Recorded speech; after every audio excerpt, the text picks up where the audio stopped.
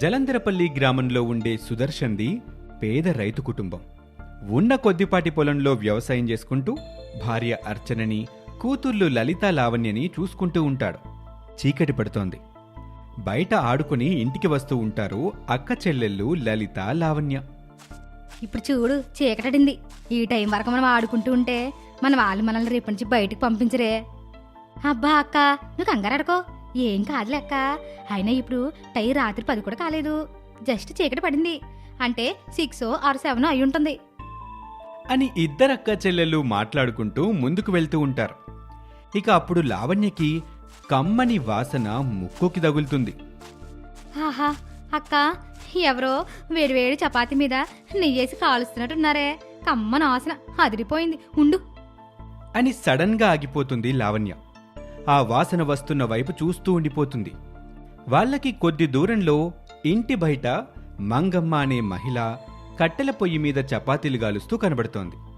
ఆ వాసనకి లావణ్య నోట్లో లాలాజలం గారుతూ ఉంటుంది. అక్క, నువ్వు ఇక్కడే ఉండు, ఎవరైనా వస్తున్నారేమో చూస్తుండు. నేను వెళ్ళి నీకు నాకు సరిపడా చపాతీలు తీసుకొస్తాను అని చెప్పి లావణ్య నిలబడిన చోటు నుంచి నెమ్మదిగా దిక్కులు చూస్తూ మంగమ్మ దగ్గరికి వెళ్తుంది. అక్కడ మంగమ్మ ముందుకు చూసుకుంటూ చపాతీలు గాలుస్తూ ఉంటుంది. వెనక నుంచి వచ్చిన లావణ్య నెమ్మదిగా ప్లేట్లో ఉన్న చపాతీల్ని తీసుకుని గబగబా అక్కడి నుంచి లలిత దగ్గరికి పరుగులు తీస్తూ వస్తుంది. ఇద్దరూ కలిసి వేడివేడి నెయ్యి చపాతీలు తింటూ ఉంటారు. అలా తింటూ ముందుకు వెళ్తూ ఉంటారు. చపాతీలు కాల్చుతున్న మంగమ్మకి ప్లేట్లో చపాతీలు కనబడవు. అలా తింటూ నడుచుకుంటూ వెళ్తున్న లలిత, లావణ్య ఇద్దరినీ మంగమ్మ చూస్తుంది. మీ రాసు వరసన కూతుర్లే కదా, చెప్తా మీ సంగతి మీ అమ్మకు చెప్తాను, ఆగండి అంటూ మంగమ్మ తిడుతూ ఉంటుంది. ఇది మరీ బాగుంది. మేము చపాతీలు కొనుక్కొని తింటున్నామమ్మా.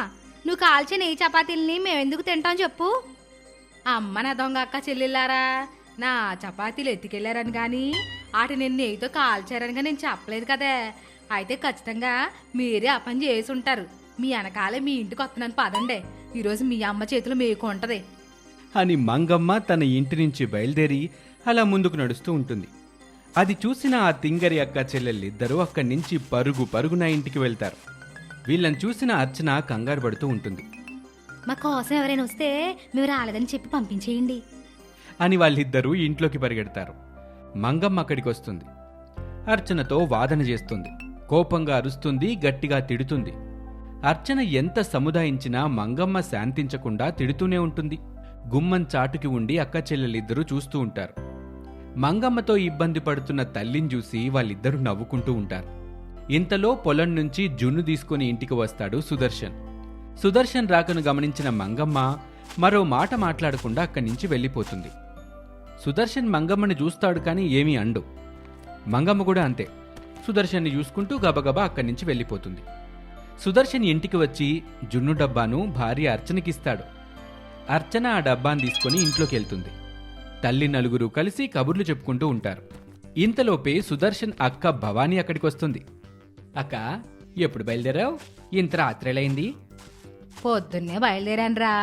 ఉన్న పనులను చూసుకొని వచ్చేసరికి ఇదిగో ఈ ఏలైంది. కోడలు లేరు. లోపలికి వెళ్దాం పదక్క.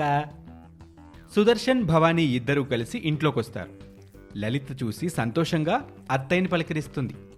అత్తయ్యా అంటూ పరుగున వచ్చి వాటేసుకుంటుంది. లావణ్య మాత్రం జున్ను తింటూనే హాయిగా ఎంజాయ్ చేస్తూ చెయ్యూపుతూ ఉంటుంది. అది చూసిన భవానీ నవ్వుతుంది. అర్చన, భవానీ ఆత్మీయంగా పలకరించుకుంటారు. అందరూ కలిసి బయట మంచంలో కూర్చుంటారు. తమ్ముడు, ఎలాగో పిల్లలకి ఇప్పుడు సెలవులే కదరా, నాతో పాటు తీసుకెళ్తాను. కొన్నాళ్ళు నా దగ్గర ఉంటారులే. అయ్యో అక్క, నువ్వెళ్ళని భరించలేవే బాబా. కూతుళ్ళ ఇల్లు అల్లరి తెయ్యాలు, వీళ్ళిద్దరు తింగరక్క చెల్లెలే బాబా. ఆ చిన్నదైతే మరీను, దాని అల్లరి అది చేసే తింగర పనులు భరించడం అంత సులభం కాదక్క. మమ్మల్ని ఇక్కడ ముప్పు తిప్పలు ఎట్టి 3 చెరువులు నీళ్ళు తాగిచ్చేస్తున్నారు అనుకో వీళ్ళిద్దరు కలిసిని. మంచిదే కదా నాన్న, మనకు వర్షాలు పడినప్పుడు ఏం కాదు. ఎలాగో నీ కడుపులో 3 చెరువులు నీళ్లున్నాయి కదా, ఆడితోనే మనం హాయిగా పొలం పనులు కూడా చేసేసుకోవచ్చు. దేవుని వర్షాలు పడలేదని తిట్టుకోము. విన్నావా అక్క, నీ చిన్నకోళ్ళు సమాధానం ఇదొకటే కాదక్క. ఇలా లేచినప్పటి నుంచి తిరిగి పడుకునేదాకా ఒక్క ఆట ఆడేసుకుంటుంది అనుకో మమ్మల్ని. ఆ ఆట పేరు కూడా చెప్పినానా, మరి అత్తయ్యకి అర్థం కావాలి కదా. ఏంటే నేను ఇక్కడ ఉండగానే మా తమ్ముడిని అలా ఆట పట్టిస్తున్నారు? అప్పుడే కదా మేమంటే నీకు తెలిసేది. చాలే పెద్ద బడాయిలు పోతున్నారు. మాకు అలవాటు అయిపోయింది అక్క వీళ్ళిద్దరితోని. తీసుకెళ్ళి కొత్తగా నీకు తలనొప్పి ఎందుకు? పైగా బావగారు ఎప్పుడు చూసినా వర్క్ వర్క్ అంటూ ఉంటాడా? పిల్లలు చేసే అల్లరి వల్ల బావ పనికి ఇబ్బంది ఏర్పడుతుంది అక్క, వద్దులే. మీ బావగారే మరి దగ్గరుండి తీసుకురమ్మన్నారా తమ్ముడు? కావాలంటే మీ బావగారితో మాట్లాడు. అయినా నాకు కొంతకాలం జండుబాం ఖర్చు మిగులుతానంటే నేను మాత్రం ఎందుకు వద్దంటాను చెప్పక్క. రేపు వెళ్ళేటప్పుడు అట్టుకెళ్ళు. ఆ మాట విని అందరూ సంతోషపడతారు. ఇక ఆ రోజు రాత్రి అందరూ కింద పడుకుంటారు. భవానీ మేనత్త కావడంతో ఆమెకు ఇరుపక్కల ఇద్దరు మేనకోడళ్ళు పడుకుంటారు. ఒక అర్ధరాత్రి వేళ భవానీకి మెలకు వస్తుంది. కళ్ళు తెరిచి చూసేసరికి లలిత కాళ్ళు భవానీ ఎదపై ఉంటాయి. లావణ్య చేతులు భవానీ కాళ్ల మీద ఉంటాయి. నిద్రలో బాగా దొర్లుతారనుకుంటా అనుకుని తన మేనకోడళ్ళని సరిగా వేసుకుని మళ్ళీ పడుకుంటుంది. ఇక మరుసటి రోజు టౌన్లో భవానీ ఇల్లు. తన మేనకోడల్ని తీసుకుని ఇంటికొస్తుంది. అది పెద్ద ఇల్లు. ఇంటి ముందు పెద్ద లాన్, ఆడుకోవడానికి సరిపడా ప్లేస్ ఉంటుంది. అది లలితకి లావణ్యకి చాలా బాగా నచ్చుతుంది. ఆఫీస్కి వెళ్తూ మామయ్య హర్షవర్ధన్ పిల్లలతో ఇలా అంటాడు. మేనకోడల్లో బాగున్నారా? మావయ్య నమస్తే మావయ్య. బాగున్నా మేము, మీరు బాగున్నారా? అయ్యో అక్క, బాగున్నాడు కాబట్టే కదా మావయ్య మనల్ని పలకరించాడు, లేకపోతే మంచం మీద పడుకున్నాడు కదా. లావణ్య మాటకి నవ్వాలో ఏడవాలో అర్థం కాదు హర్షవర్ధన్కి. సైలెంట్గా నోటి మీద వేలేసుకుని అక్కడి నుంచి ఆఫీస్కి వెళ్ళిపోతాడు. అత్తయ్య బావలేరా? ఇద్దరిలో ఒకరు కూడా కనబడట్లేదేటి? మనం వస్తున్నాం కదక్క, మంచి ఏ దెబ్బలకి బాడీ షేపులు మారకుండా ఉండాలని దాచిపెట్టినట్టుంది మన మేనత్త భవానీ గారు. అబ్బో అంతలేదే కోడల పిల్ల. వాళ్ళు అమ్మమ్మ ఊరికి వెళ్ళారు. ఇప్పుడు మీరు వచ్చారు కదా, ఫోన్ చేసి చెప్తానులే. 2-3 రోజుల్లో వచ్చేస్తారు. నా కొడుకుల ముందు మీ తింగిరాశాలు అల్లరి చేష్టలు ఏం కుదరవే. వాళ్ళతో జాగ్రత్తగా ఉండాలి. అలా ఆ రోజు గడిచిపోతుంది. తెల్లారిన రోజు లలిత ముగ్గు పట్టుకొని ఇంటి ముందున్న వరండాలో ముగ్గు వేయడానికి చూస్తూ ఉంటుంది. ఇక్కడ ముగ్గు వేస్తే చూడటానికి బాగుండదంటూ లావణ్య జగ్గులో నీళ్లు పట్టుకుని సిద్ధంగా ఉంటుంది.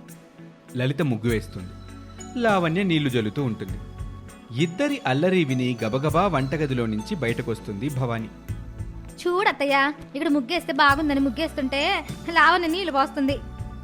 ఇంత మంచి బండల పైన నీ ముగ్గు అవసరమా చెప్పు? ఏం వద్దులే. ఇద్దరు అక్క చెల్లెళ్ళు వాదన చేసుకుంటూ ఉంటారు. భవానీ ఆ వాదన వినలేక చెవులు మూసుకుంటుంది. దాంతో వంటగదిలో పొయ్యి మీదున్న దోశ కాస్త నల్లగా మాడిపోతుంది. ఇక ఒక రోజున పాల వ్యాపారం చేసే పక్కింటి సుజాత నీళ్లు కలిపిన పాలకుండని ఎత్తుకుని ముందుకు వెళ్తూ ఉంటుంది. అది చూస్తారు లావణ్య, లలిత. చిన్న రాయి తీసుకుని ఆ కుండకి రంధ్రం పెడతారు. దాంతో ఆ కుండలోని నీళ్ల పాలు నేల మీద పడుతూ ఉంటాయి. అది చూసి లావణ్య నవ్వుకుంటూ ఉంటుంది. దాంతో సుజాత భవానీ ఇంటి మీదకి గొడవకొస్తుంది. తిట్టిన తిట్టు తిట్టకుండా తిడుతూనే ఉంటుంది సుజాత. మరి స్కూల్ పిల్లలకు తాగించే పిండి పాలల్లో 2 బిందెలు నీళ్లు కలిపింది. అది నాకు నచ్చలేదు, అందుకే అలా చేశాను నేను. లావణ్య చేసిన తప్పుకి ఫలితంగా భవానీ 5,000 రూపాయలు వదులుకోవాల్సి వస్తుంది. దాంతో భవానీ తన మేనకోడలిని తిడుతుంది. ఇక లావణ్య, లలిత ఇద్దరి ముఖాలు వాడిపోతాయి. ఇష్టమైన కూరలు చేయగానే అన్నీ మర్చిపోయి హాయిగా తిని భవానీతో బెడ్ మీద పడుకుంటారు. అర్ధరాత్రి వేళ లావణ్య నిద్రలో కలవరిస్తూ పక్కింటి సుజాతను తంతున్నట్టుగా అనుకుంటూ ఉంటుంది. ఎంత ధైర్యం ఉంటే మా మీద మా అత్తయ్యకి చెప్పి నన్ను తిట్టిస్తావే నువ్వు?